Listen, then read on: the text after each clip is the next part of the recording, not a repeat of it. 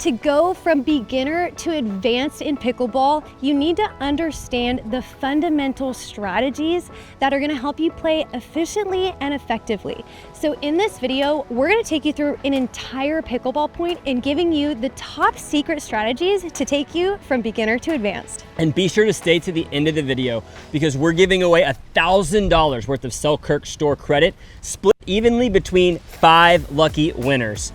Stay to the end of the video to figure out how to enter. Let's get into it. Did you know there's actually strategy behind your serve? The strategies that we're gonna go over in regards to the serve first have to do with depth and next placement. So first let's talk about depth. Depth is the most important thing when you're serving, and depth is created through a combination of both speed and height. So when that ball's crossing over the net, you actually want there to be some height so that as the ball gets deeper, there's more of a bounce that's difficult to handle than if the ball is nice and flat on that trajectory. So again, you want to aim with some margin over the net and let that ball be dipping as it nears the baseline. Now let's talk about placement. I always like to have a nice rule of thumb that I like to serve to people's non-paddle side, or the opposite of where they're holding the paddle. So let's say the person is on this side of the court and they're returning the ball. I'm actually gonna serve to this side of the court because their paddle is over here. When I do that, they have to now decide, do I hit a backhand or do I run around this ball and hit a forehand? So again, if somebody is right-handed and they're standing on the right side of the court, I'll often serve to this inside foot. Now, if somebody is right-handed and they're standing here, I'll often serve to the backhand, again, away from their paddle side, because now they're gonna have to probably hit a backhand and it pulls them out of position. So a good rule of thumb, again, is to think aiming that serve at their non-paddle side. So again, on this side, it would be here, and on this side, it would be to the inside foot. That is gonna help you win way more pickleball points. Now we're going to talk about the return. Similar to the serve, it's really vital to hit that return as deep as possible. The reason why this strategy is really important is because it makes the serving team have a harder third shot, whether they drive it or drop it. If that ball lands deep in the court, that's really hard for them to handle. And you want to make that team have a really hard time getting up to the kitchen line. Also, it's very important to keep in mind that when you hit this return, that you run into the kitchen line immediately. Remember, being the returning team, that's your biggest advantage, that you have time to get to the kitchen before the other team. So always think return and run forward. The next thing that we're gonna go over that commonly separates beginners from advanced players has to do with consistently getting to the kitchen line. Now, in order to consistently get to the kitchen line, we want to make sure we're choosing whether to drive the ball or drop the ball properly, and when and how to advance forward through the transition zone. So here's the issue that a lot of people have when it comes to the third shot. A lot of people just only hit a drop shot or they only hit a drive, and they don't understand the purpose behind these shots. Let's say, for example, you get a deep return and it's kind of a difficult ball to drop. A lot of higher level players will actually hit a drive not with the intention of hitting a winner, but they're just hitting like a 60% drive. That ball's gonna kind of stay low and dip over the net. Then their opponents are going to block the ball. The ball's probably gonna end up somewhere here in transition.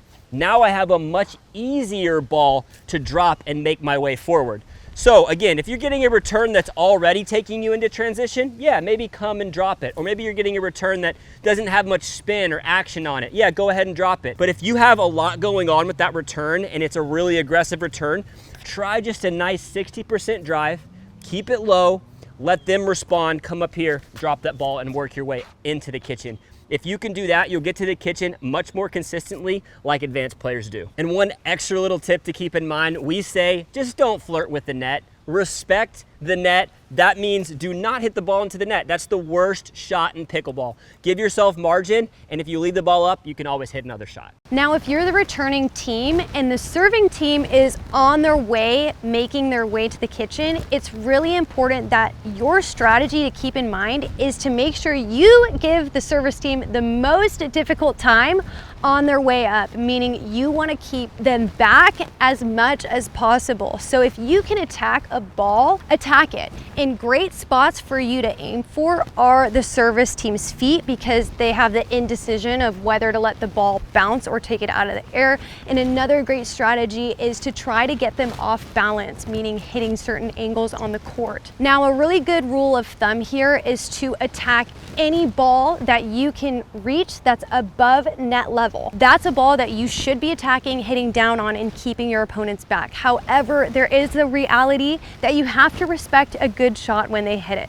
So if they hit a shot that dips below the net, you have to hit up on it, and that's okay. Go ahead and hit up on that ball, even if that means letting them in, because the reality is if you attack that ball, you're gonna hit an unforced error by hitting it in the net or hitting it out. Now we're gonna talk about some dinking kind of strategies or tips that really separate beginners from advanced players. First thing we wanna kind of make sure we're doing here is we wanna make sure we're moving the ball around. When I change up the location, it really adds pressure and makes my opponents uncomfortable. If I'm just hitting to the same spot over and over again, then they're pretty comfortable. And the point of dinking is I want to make them uncomfortable to force them into a mistake, but I also want to make sure that I'm not making a mistake. So another thing that we want to pay attention to here is I want to target, when I can, backhands, okay? So typically, most people prefer their forehand over their backhand. Now, there are some unicorns out there, but I am going to stay at the backhand,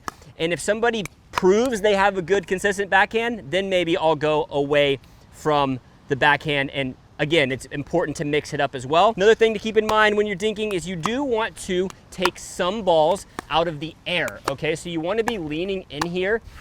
If you don't take balls out of the air, what's going to happen is you're going to get pushed back off the line. Getting pushed back off the line isn't necessarily a bad thing, because stepping back can be advantageous for attacking, but whenever you're stepping back off the line, you're getting out of position. When you're taking balls out of the air, you're taking time away from your opponents, and you're staying up here in a pressurized location that will then allow you to attack the ball out of the air. So again, keep these things in mind. Move the ball around, find backhands, take balls out of the air when necessary. And remember, a little spin goes a long way.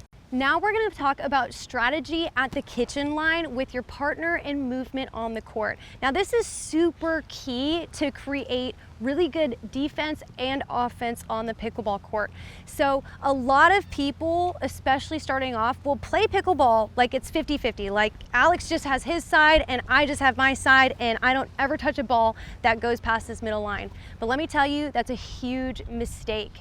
I want you to think of playing this court like it's both of our jobs. And a great rule of thumb is to think that there is a 6-foot rope between us at all times. So if I hold my paddle out and Alex holds his paddle out, anywhere we're on the court, we should be this close, which means sometimes I'm going to play on his side and sometimes he's going to play on my side.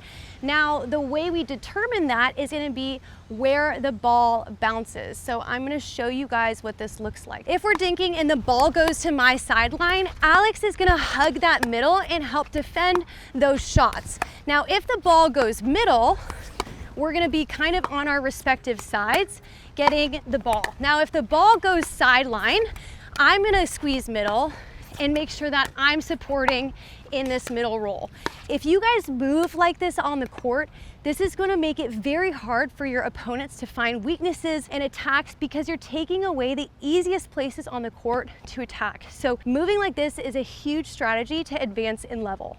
Now, while you can win points just dinking, it's important to know which balls to attack, because that's the other way you're gonna win points. So when you're at the kitchen line, you could think of traffic light zones as red, yellow, and green, okay? So the red zone would be, you probably don't want to attack this, and that's kind of anywhere from that mid-thigh to knee down. It's really hard to attack a ball from down here. The yellow zone is going to be, okay, you can attack this ball, but maybe proceed with caution. Maybe you can't hit it quite as hard. Maybe you have to utilize a little more spin. That's going to be from your mid-thigh up to about that chest level. Anything from that chest level or above, that's your green light zone that you can really unleash your power on that ball and attack it. So when we're dinking at the line, this is another reason why it's important to take balls out of the air and be leaning in. So that ball right there, as you can see, it's pretty windy, but that ball started to fall. That ball looked good, but by the time I made contact, it kind of got into red. So I probably want to just reset that into the kitchen. Now, if I get a ball that's a little higher, I can reach in. You know, that right there, I kind of slid my body. That was kind of in that yellow to green zone, so I'm able to apply pressure. Now, that's what it's like to attack out of the air. Make sure you're reaching in the kitchen. But there's also a way you can attack off the bounce. Now, if you're choosing the right ball to attack when you're dinking off the bounce, that's gonna be a ball that sits up a little bit higher, maybe that doesn't have as much spin, and you also wanna pay attention to where the ball is. If the ball's shallow, even if it bounces high, it's kind of hard to attack.